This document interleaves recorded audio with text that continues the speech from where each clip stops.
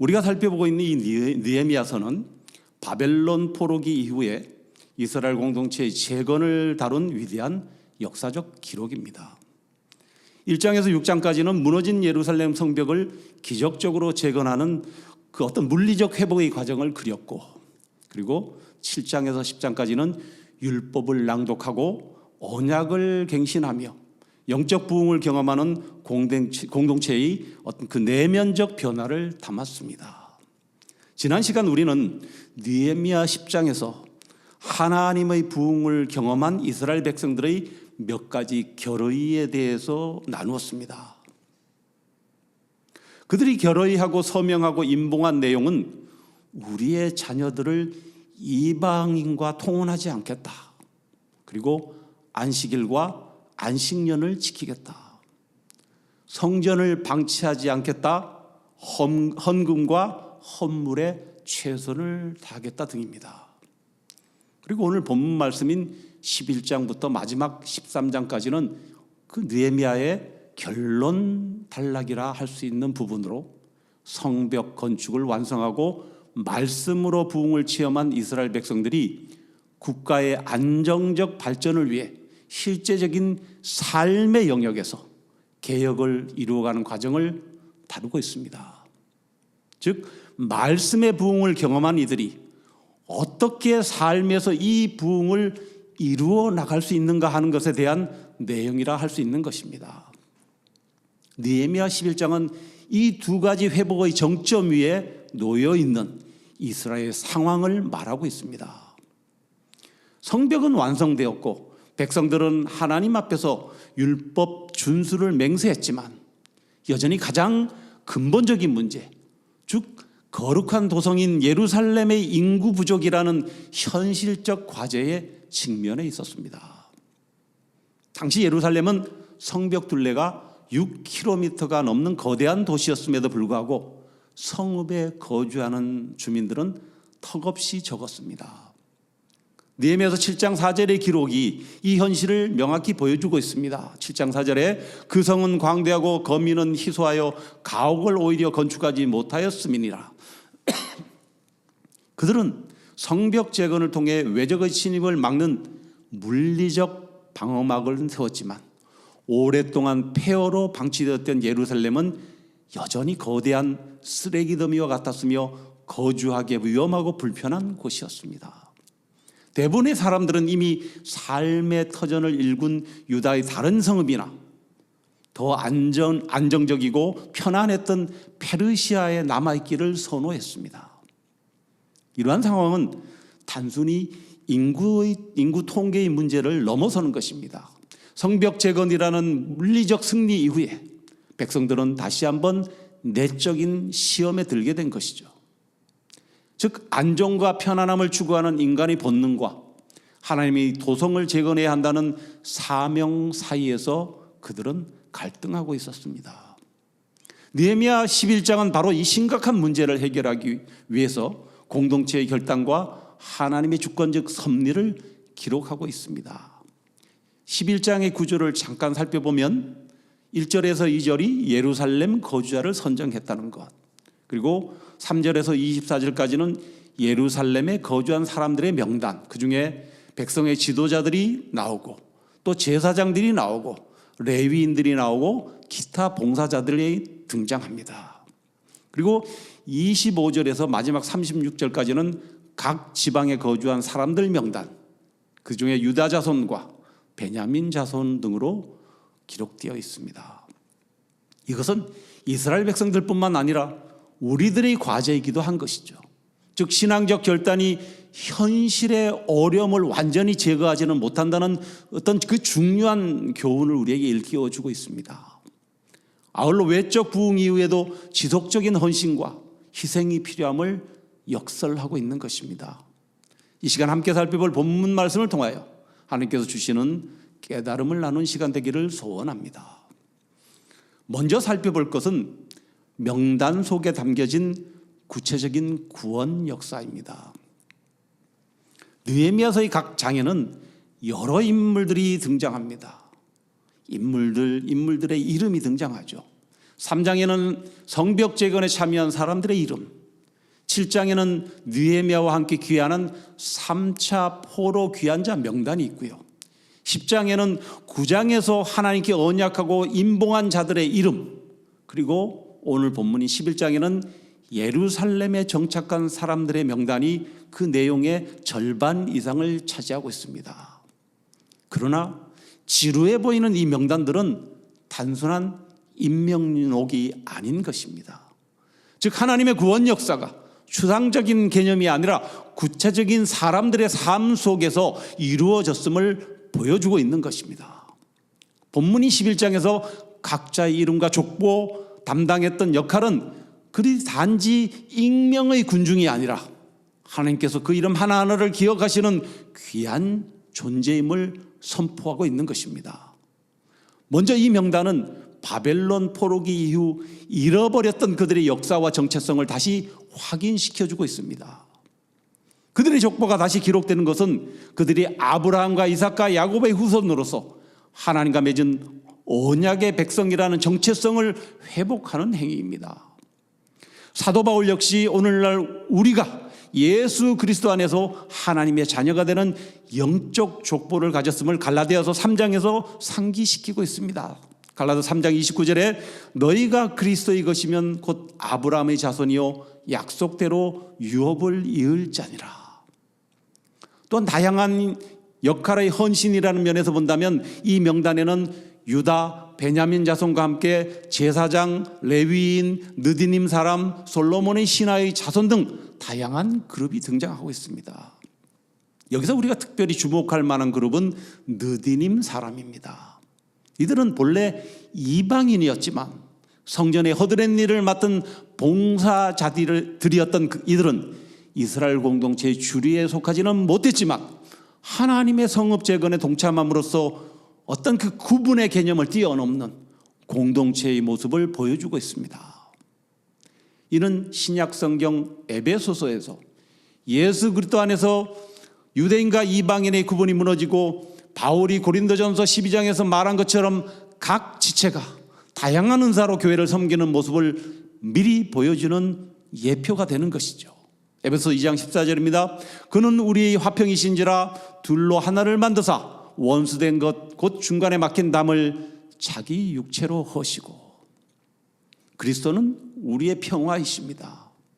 그리스도께서는 유대 사람과 이방 사람이 양쪽으로 갈라져 있던 담을 자신의 육체로 허시고 하나로 만드셨습니다.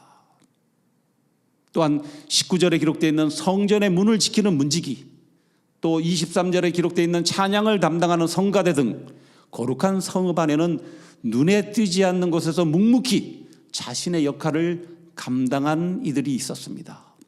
이들은 모두 하나님 나라의 회복이라는 한 가지 목표를 위해 자신의 자리에서 최선을 다했던 것입니다. 그리고 이들은 하나님의 기억 속에 새겨진 이름 없는 자들의 명단인 것입니다. 두 번째로 살펴볼 것은 주권적 선택과 자발적 헌신입니다. 느헤미야는 무너진 노성을 재건하기 위해 백성의 지도자들이 예루살렘에 거주하는 것 외에 두 가지 방법을 사용합니다. 하나는 하나님의 주권을 의지하는 제비뽑기였고, 다른 하나는 백성의 자발적 순종을 독려하는 자원하는 자에 대한 축복이었습니다. 이 두 가지 방법은 서로 상반된 것처럼 보이지만 사실은 하나님의 도성을 세우는 데 있어서 필수적인 방안을 보여주는 것입니다. 11장 1절에서 2절에 백성의 지도자들은 예루살렘에 거주하였고 그 남은 백성은 제비 뽑아 10분의 1은 거룩한 성 예루살렘에 거주하게 하고 그 10분의 9는 다른 성읍에 거주하게 하였으며 예루살렘에 거주하기를 자원하는 모든 자를 위하여 백성들이 복을 빌었느니라. 여기서 지도자로 번역된 히브리어 사르는 백성의 대표자, 우두머리를 뜻합니다. 이 단어는 때로 방백, 귀인, 족장으로 번역되기도 합니다. 주목할 점은 이들은 제비뽑기를 기다리지 않고 가장 먼저 자발적으로 솔선해서 예루살렘에 정착했다는 것입니다. 이러한 지도자들의 솔선수범은 공동체의 강력한 영적 모범을 제시했습니다.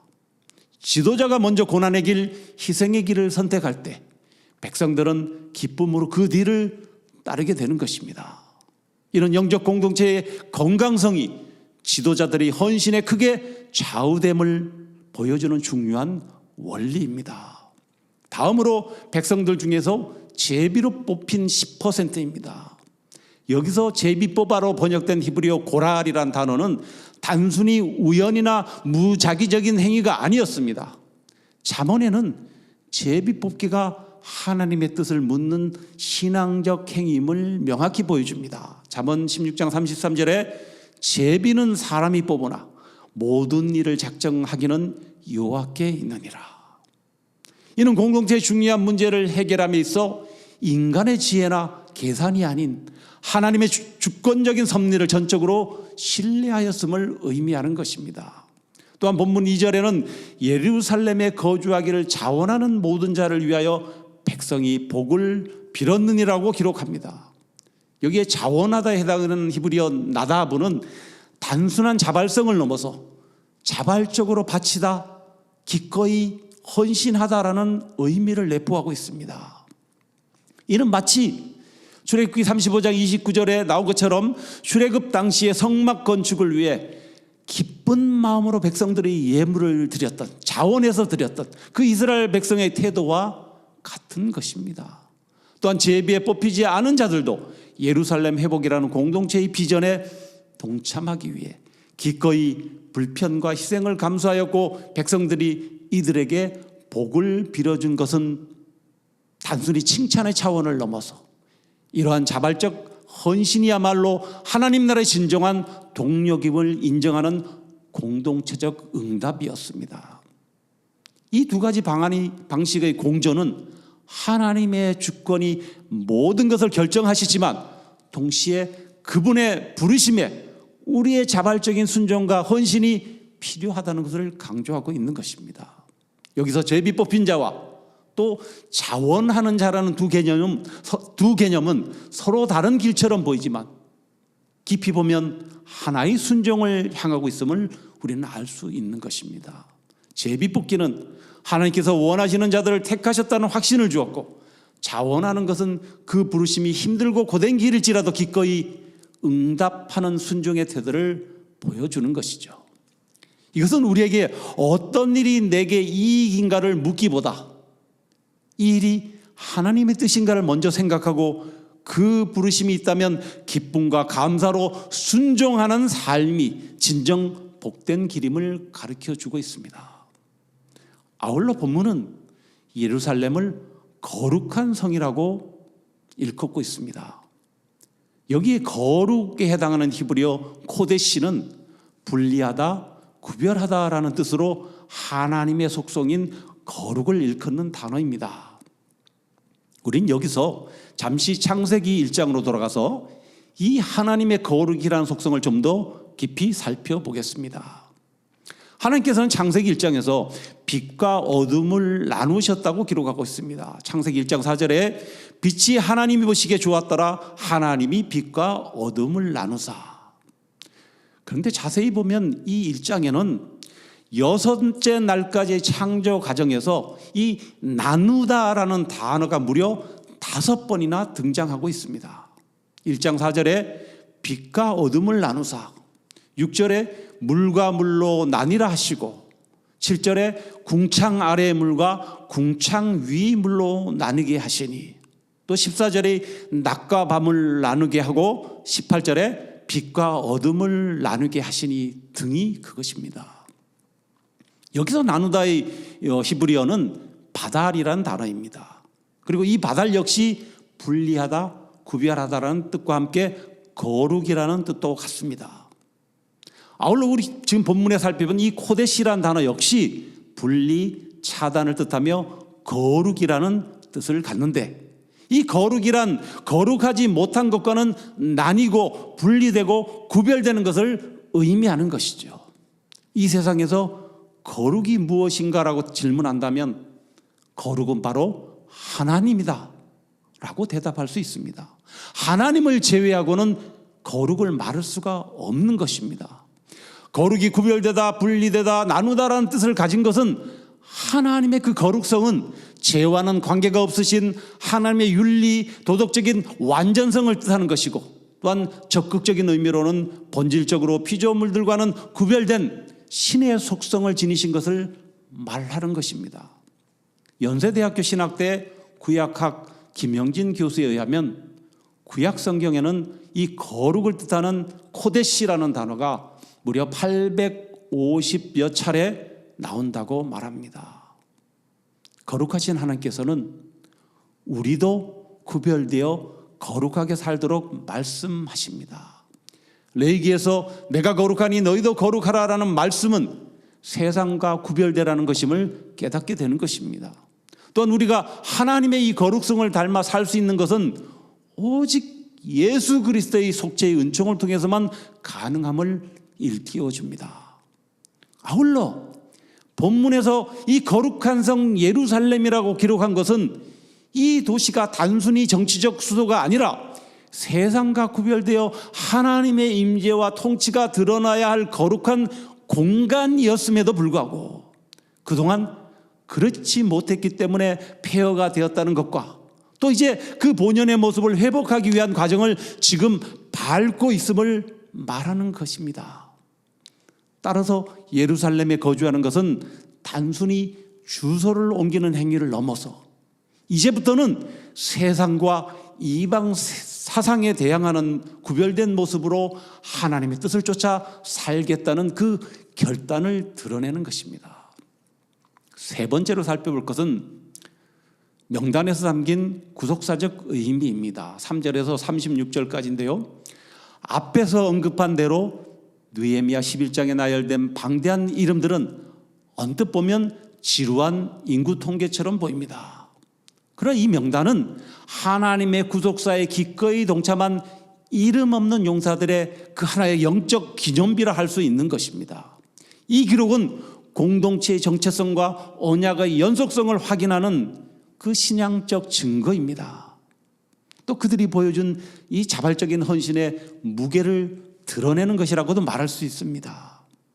느헤미야 11장의 명단에 오른 사람들은 이미 안정적인 삶의 터전인 유다 여러 성읍에 거주하고 있다가 더 어렵고 힘든 예루살렘의 사명을 위해 자원한 헌신된 핵심 공동체였음이 분명해지는 것입니다. 또한 이들은 페르시아의 편안한 삶의 유혹을 이겨내고 공동체를 위한 고생길을 선택한 사람들입니다. 이 명단에는 특별히 유다와 베냐민 자손을 11장 6절에 용사라고 묘사하고 있습니다. 용사로 번역된 히브리 하일은 전쟁에 능한 무리를 일컫는 용어로 이것은 예루살렘의 거주 목적이 성을 방어하고 지키는 일이었음을 보여줍니다. 이는 단순히 성벽을 수비하는 물리적 방어를 넘어서 영적 전쟁을 감당해야 할 이들의 역할을 강조하는 표현이기도 한 것입니다. 창세기 38장 27절에서 30절에는 베레스와 세라가 유다와 그의 며느리 다말 사이에서 태어난 쌍둥이 아들이라고 기록하고 있습니다. 이 본문에 베레스 자손의 기록은 등장하는데요.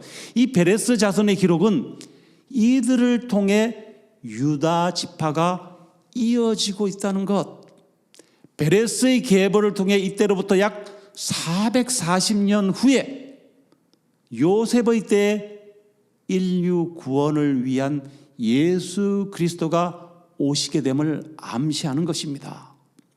유다 자손 중에는 베레스 자손 아다야이니 그는 우시아의 아들이요 스가랴의 손자요 아말의 증손이요 스바다의 현손이요 마할랄렐의 오대손이며 또 마세야니 그는 바루그의 아들이요 골로새의 손자요 하사야의 증손이요 아다의 현손이요 요아리브의 오대손이요 스가랴의 육대손이며 실로 사람의 7대손이라 예루살렘에 거주한 베레스 자손은 모두 468명이니 다 용사였느니라. 4절에서 6절까지입니다. 이어서 제사장과 레위인들의 명단이 특히 자세히 기록되는데 이는 그들의 족보를 통해 정통 제사장 가문의 후손임을 증명하여서 예배의 순수성과 정통성을 확보하려는 목적이 있었습니다. 특히 제사장가레인의 명단은 성전 예배가 회복되고 예루살렘이 종교적 중심지로 다시 세워지고 있음을 보여주는 것입니다. 이 기록은 하나님의 공동체가 건강하게 서기 위해서는 말씀을 가르치고 예배를 인도하는 사역자들의 정체성과 헌신이 얼마나 중요한지를 보여주고 있습니다. 마지막으로 살펴볼 것은, 그렇다면 우리는 지금 어디에 머물러야 하는가입니다. 느헤미야 11장의 메시지는 21세기를 살아가는 우리에게도 강력한 여운을 남기고 있습니다. 오늘 우리의 삶과 교회 공동체 속에서 우리는 느헤미야 시대의 백성들처럼 어떤 부르심에 응답해야 하겠습니까? 먼저 불편함을 감수하는 헌신이 필요하다는 것입니다. 현대사회는 편안함과 이익을 최우선으로 추구하는 가치관으로 가득 차 있습니다. 그러나 교회는 느헤미야 시대의 예루살렘처럼 때로는 세상의 가치관과 충돌하는 불편한 현장일 수 있습니다. 공동체의 필요를 위해 나의 편안함과 물질적 이익을 기꺼이 포기하는 헌신이 요구되기도 합니다. 느헤미야 시대의 백성들이 안정된 성읍, 다른 성읍을 떠나 황폐한 예루살렘으로 돌아왔던 것처럼 오늘날 우리의 헌신은 교회의 구석구석에 보이지 않는 곳에서의 섬김, 혹은 세상의 풍요를 뒤로하고 주님의 명령에 순종하는 선교사의 삶으로 나타나는 것입니다. 이는 계산적인 신앙이 아닌 하나님의 뜻을 위해 기꺼이 희생하는 그 믿음의 결단입니다. 또한 자원하는 소명과 이끌리는 소명에 순종해야 하는 것입니다. 우리 봉사가 어쩔 수 없이 하는 일이 되지 않도록 주의해야 한다는 것입니다. 제비뽑기와 자원하는 마음이 조화를 이루었던 이 느헤미야 시대의 백성들처럼 우리는 어떤 상황에 놓이든지 그 자리가 하나님이 나를 세우신 자리임을 기쁨으로 고백하는 믿음이 필요하다는 것입니다. 나는 원래 이것을 할 사람이 아닌데 어쩌다 보니 이 자리에 오게 되었다고 불평하는 대신에 모두가 하고 싶어하는 이 귀한 일을 하나님이 나에게 맡겨주셨다고 고백할 때 우리의 봉사하는 태도와 받는 은혜가 달라지는 것이죠. 우리의 소명은 하나님의 주권적인 부르심이자 동시에 우리의 자발적인 순종이 필요한 것입니다. 또한 우리는 거룩한 성을 세워가는 부르심에 순종하는 자리에 있어야 하는 것입니다. 느헤미야 11장은 예루살렘이 거룩한 성이 되어야 했음을 강조합니다. 이는 오늘날의 교회 공동체에도 동일하게 적용됩니다. 교회는 세상과 구별된 공동체로서 하나님의 임재와 영광을 드러내야 합니다. 그러나 이 부르심은 단순히 교회 건물의 울타리에 국한되는 것이 아니라 공동체 구성원 한 사람 한 사람이 자신의 삶의 자리에서 하나님의 뜻대로 살아가는 것, 즉 우리의 가정과 직장과 사회가 영적으로 거룩한 성으로 변혁하도록 그 부르심을 기억해야 함을 말씀하고 있는 것입니다. 말씀 맺습니다. 이 시간 함께 살펴본 본문은 느헤미야의 성벽 재건 후에 공동체의 재정비를 기록하고 있는 것입니다. 그리고 이를 위해 공동체의 구성원으로서 책임과 헌신을 강조하고 있습니다. 성벽은 완성되었지만 그 성을 유지하고 보호하기 위해서는 사람들이 거주하면서 그들의 역할을 다하는 것이 필수적이었습니다. 본문은 하나님께서 이스라엘 백성들에게 맡기신 사명이 개인적인 것에서 끝나는 것이 아니라 공동체적 사명으로 이어져야 함을 보여줍니다. 느헤미야 11장은 단순히 과거의 역사적 기록이 아닌 것입니다. 이는 구약 선지자들의 예언이 성취되는 과정의 한 장면이며 궁극적으로 예수 그리스도 안에서 완성될 그 구원의 역사를 예표하는 중요한 구속사적 연결고리인 것입니다. 예루살렘과 지방성읍의 백성들이 서로 협력하여 한 공동체를 이루었듯이 오늘날 교회 공동체 역시 모든 지체들이 각자의 위치에서 헌신할 때 온전하게 세워질 수 있다는 것이죠. 느헤미야 시대의 백성들, 이스라엘 백성들이 그랬듯이 우리는 성벽을 넘어 우리의 삶 전체를 하나님께 드려야 합니다. 그렇게 할 때 우리의 삶은 하나님 보시기에 가장 아름다운 성읍이 될 것입니다. 이제 하나님의 거룩한 백성으로서 우리의 삶의 자리에서 하나님 나라의 회복을 이루어가기를 다짐하는 저와 여러분 되시기를 간절히 소원합니다.